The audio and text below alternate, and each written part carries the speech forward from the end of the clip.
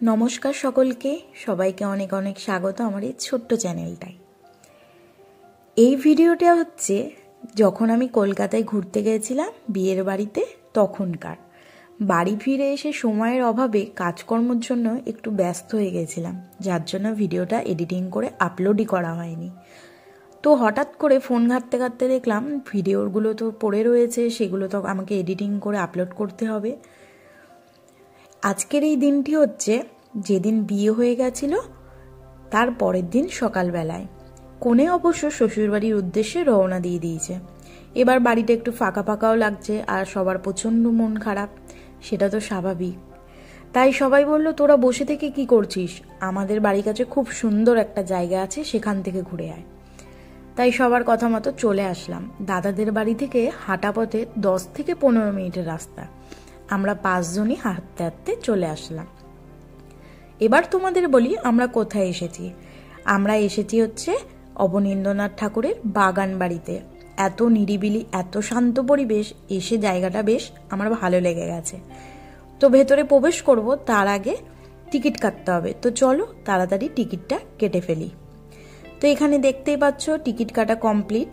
টিকিটের মূল্য হচ্ছে 10 টাকা। চলো এবার ভেতরে যাই। তো সামনে ঢুকতেই দেখছি বেশ সামনে বাগান সুন্দর করে সাজানো রয়েছে চারিদিকটা। আরও ভেতরে ঢুকতে হবে, তবেই ওনার বাড়িটা দেখতে পারবো, যেখানে এসে উনি সময় কাটাতেন। বাগান বাড়ি মানেই নিশ্চয়ই এখানে এসে উনি একসময় সময় কাটিয়েছেন। এখানে সেলফি জোনের মতো একটা জায়গা করে আছে, যেখানে লেখা আছে heritage property late Abanindranath Tagore. এখানে দাঁড়িয়ে দাঁড়িয়ে সবাই ছবি তুলছিল। আর ওই যে ওই দিকটা একটু পার্ক টাইপের করা আছে, বাচ্চাদের খেলার মতো। আমি চাপলে তো মানে ভেঙে যাবে।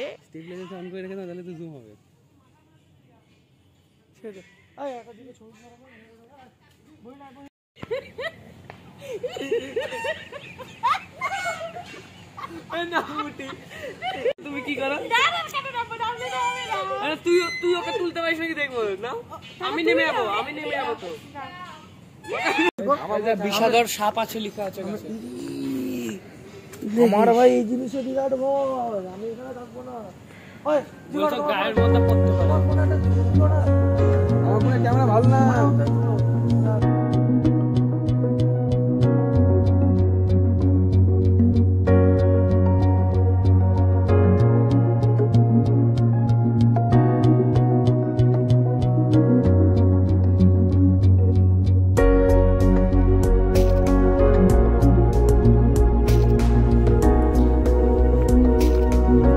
বসো, আমার আর তোমার একটা ছবি তুলে দেবো।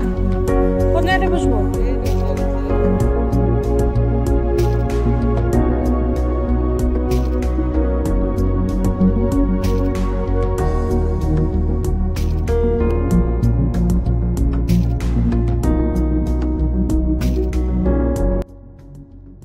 কি যে ভালো লাগছে আমার এখানে, মানে বলে বোঝাতে পারবো না। এত সুন্দর জায়গাটা, এত শান্ত, এত নিরিবিলি, চারিদিকে গাছপালা মোড়া।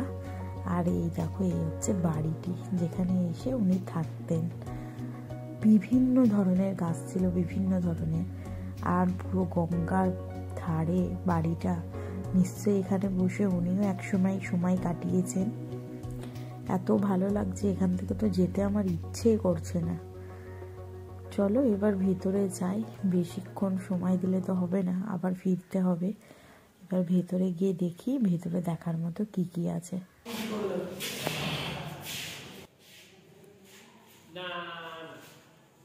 কি সুন্দর দেখ, উনি তো ছবি আঁকতেন।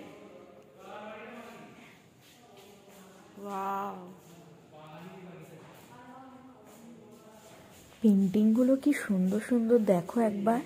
অবশ্যই পেন্টিংগুলো কিন্তু ওনার আঁকা নয়, এগুলো হচ্ছে বিভিন্ন আর্টিস্টদের এঁকেছেন, দিয়ে এখানে মিউজিয়ামের মধ্যে রেখে দিয়েছে। এটা তো এখন ওনার, যেমন একসময় তার বাড়ি ছিল, এটা তো আর তেমন নয়, এটা তো এখন সরকারের প্রপার্টি হয়ে গেছে, বুঝতেই পারছো। এগুলো হচ্ছে বিভিন্ন ধরনের হাতের কাজ, বেশ সুন্দর। সব থেকে আমার ভালো লেগেছে সেটা হচ্ছে পেন্টিংগুলো। এত দারুণ দারুণ পেন্টিংগুলো, মানে জাস্ট দাঁড়িয়ে থেকে এক দৃষ্টিতে তাকিয়ে থাকি তাই মনে হচ্ছে। আর এইগুলো কোনো শিলা টিলা বা কোনো রকম কিছু কাজ হবে হয়তো, ওটা আমি অতটা বুঝতে পারিনি, বাট হাতের কাজ এইটুকু বুঝতে পেরেছি। দেখো চলো তাহলে, মোটামুটি সবটাই দেখা হয়ে গেল। এখানে বেশিরভাগ পেন্টিংই ছিল। এখন কটা বাজছে জানো? এখন বাজছে 2টো, এসেছি সেই 10টার সময়। তাহলে ভাবো এতটা টাইম ধরে এই জায়গাটা ঘুরলাম। বেশ, আর দেরি করলে হবে না, চলো যাই তাহলে, ওখানেও সবাই অপেক্ষা করে রয়েছে। গুড ইভিনিং সবাইকে। এখন এই মুহূর্তে কোথায় রয়েছি বলি তোমাদের, এখন রয়েছে হচ্ছে বেলুড় মঠে। হ্যাঁ, এখন সন্ধেবেলায় মানে বিকেল আমরা বেরিয়ে পড়েছিলাম। আজকের দিনটা ভাবলাম একটু মোটামুটি যতটুকু পারি সবটা ঘুরে নিই, তাই আমরা ভেবেছি আজকে বেলুড় মঠ, দক্ষিণেশ্বর এই দুটো জায়গায় যাব, সেই জন্য বেরিয়েও পড়েছি। প্রচণ্ড ভিড়, দেখো এত ভিড়। এর আগের বার যখন আমি এসেছিলাম এতটা পরিমাণে ভিড় ছিল না। অনেক ছোটোবেলায় এসেছিলাম, আজ থেকে 8-9 বছর আগে আমি এসেছিলাম। এখন অবশ্য সব কিছুই চেঞ্জ হয়ে গেছে, সবটা পাল্টে গেছে। বেলুড় মতো তো টিকিট কাটার মতো তেমন কোনো মানে ব্যাপার নেই। তো চলো একেবারে ভেতরে প্রবেশ করি। আমাদের ঢুকতে বোধহয় আরতিও শুরু হয়ে গেছে। দেখো পাখিদের কি ডাক, কি কিচিরমিচির করছে। ভেবেছিলাম একটু আলো থাকতে আসবো, তাহলে গঙ্গার পাড়ে বসতেও পারবো, কিন্তু আস্তে আস্তে দেখো অন্ধকার হয়ে গেল। চলো তাড়াতাড়ি করে ভেতরে যাই। সবাই সবার মতো করো। এত পাখির আওয়াজ না, খুব সুন্দর লাগছে।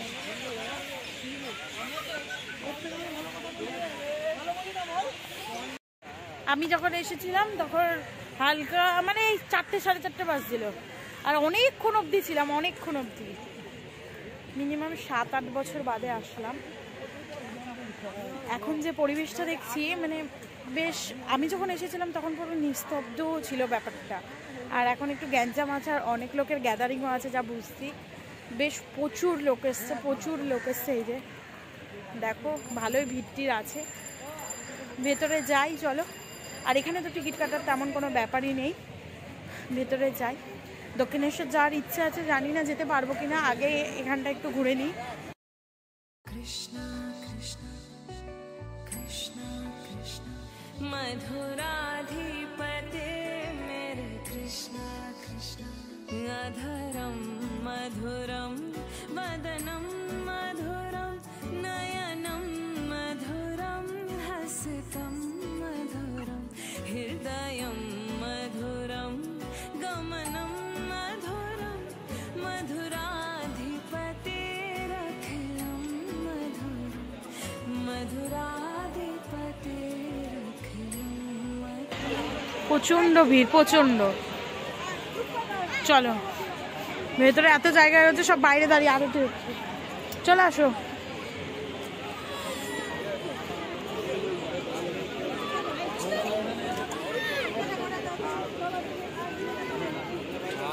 তুমি আমাকে রেখে আবার চলে যেও না,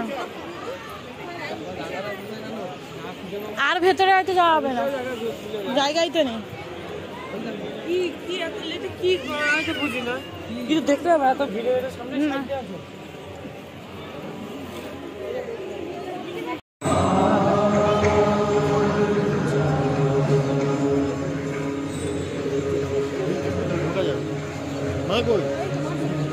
চল ঢুকি।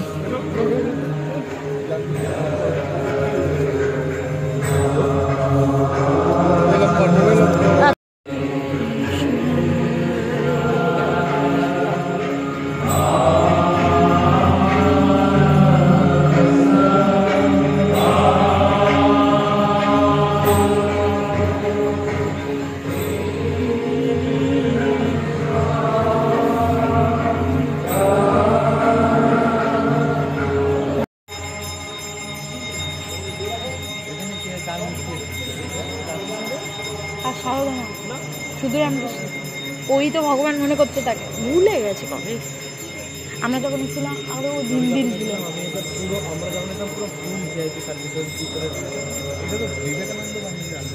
এই বেলুড় মঠ, হ্যাঁ তারই তো জায়গা এটা।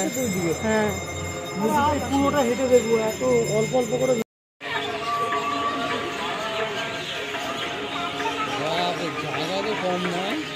সব লেখা আছে 1 নম্বরে শ্রী রামকৃষ্ণ টেম্পল।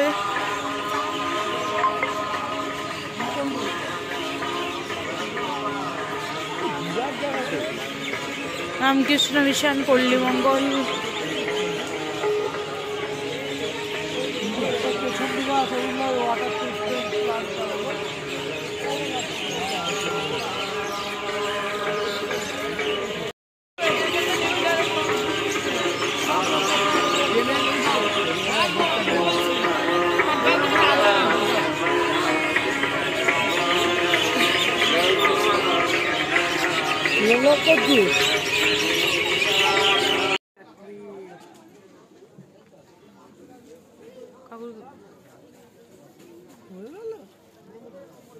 হ্যাঁ রেডিমেড তো।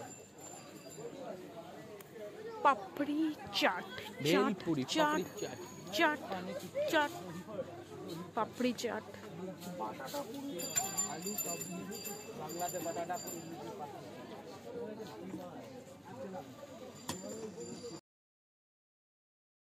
এখন আমরা যাচ্ছি হচ্ছে বেলুড় মঠ থেকে লঞ্চে করে দক্ষিণেশ্বরের উদ্দেশ্যে। এখানে 11 টাকা করে টিকিট নিয়েছে, বাট তোমাদেরকে বলি 11 টাকার টিকিট আনতে অনেকটাই ভাড়াটা কম। যা বুঝলাম যেতে আমাদের মিনিমাম 20 থেকে 30 মিনিট সময় লেগেছে, প্রচুর সময় লেগে গেছে। তো ফাইনালি চলে এসেছি মায়ের দর্শন করার জন্য। মা ডাকছিল, মা টানছিল বলেই তো আসতে পারলাম, নাহলে কতজনের সুযোগ হয় আসার, তাই না? এই দেখো বাইরের তো এই স্টলগুলো আছে, বিভিন্ন ধরনের অনেক কিছু বিক্রি টিক্রি হয়, বাট এখান থেকে আমার যে জিনিসটা সবচেয়ে বেশি নেওয়ার ইচ্ছে করছিল সেটা হচ্ছিল একটা শাখা। আমি ভেবেছিলাম মোটা যে শাখাগুলো বেরিয়েছে এখন, ওগুলো আমার পড়ার খুব ইচ্ছে ছিল। আমি একটা কাকুকে জিজ্ঞেসও করলাম, কাকু বললো 800 টাকা মতো সামথিং। তো আমি ভাবলাম বেরিয়ে এসে কিনবো, তো চলো আগে মায়ের দর্শন করে আসি, প্রাণটা তো জুড়িয়েই যাবে। তারপরে এসে দেখছি কি কিনছে না কিনছে, আগে ভেতরে যাওয়া যাক।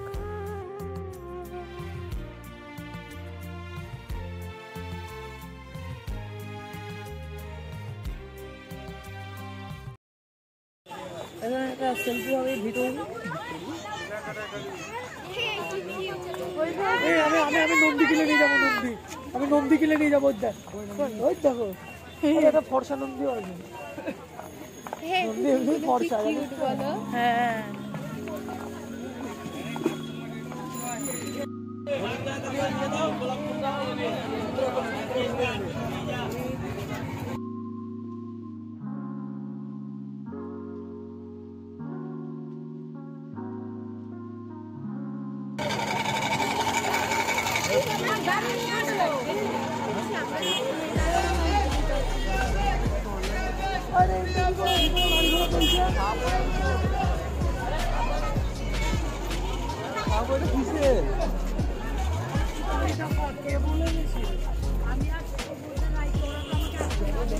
হ্যালো গাইস, আমরা এখন এসেছি কোথায়? দক্ষিণেশ্বর।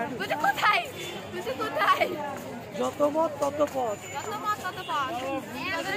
মাথায় লাগবে।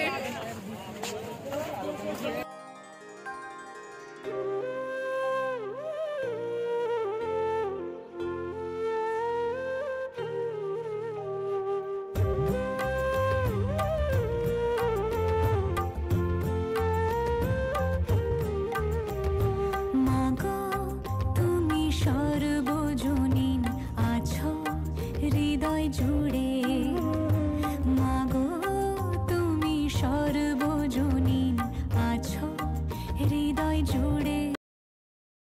এখন বাজছে কটা দেখো, এই ফোকাসটা নিচ্ছে না। এখন বাজছে 7:52, রাত 8টা মতো। আমরা গাড়ি পাবো কিনা তার ঠিক নেই।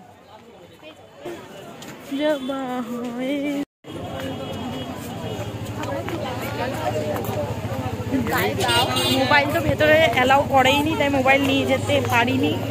বাইরে এসে এখন মোবাইল নিলাম, তাই কোনো রকম কোনো ভিডিও আর শেয়ার করতে পারিনি, ছবিও তুলতে পারিনি ভেতরে। বাইরে বেরিয়ে জাস্ট একটা ছবি ক্লিক করেছি সবাই মিলে। এবার ফিরছি। কথায় আছে না, মন থেকে যদি তোমরা কখনো কিছু চাও সেটা অবশ্যই সম্ভব। বাড়ি থেকে এত দূরে এসেছি, এত মন চাইছিল যে একবার যখন এসেছি মায়ের মুখটা দর্শন করে যাব। আর আজ সেটা করতে পেরে মন প্রাণ সমস্ত কিছু জুড়িয়ে গেছে। এত ভালো লাগছে, একটাই কথা বলবো, একটাই জিনিস চাইবো, মা তুমি তোমার সকল সন্তানকে রক্ষা করো, সবাইকে তুমি ভালো রেখো, সুস্থ রেখো। চলো আজকের মতো তাহলে ভিডিওটা আমি এখানেই শেষ করছি। ভিডিওটা ভালো লেগে থাকলে অবশ্যই চ্যানেলটা সাবস্ক্রাইব করে দিও। সবাই ভালো থেকো, সুস্থ থেকো,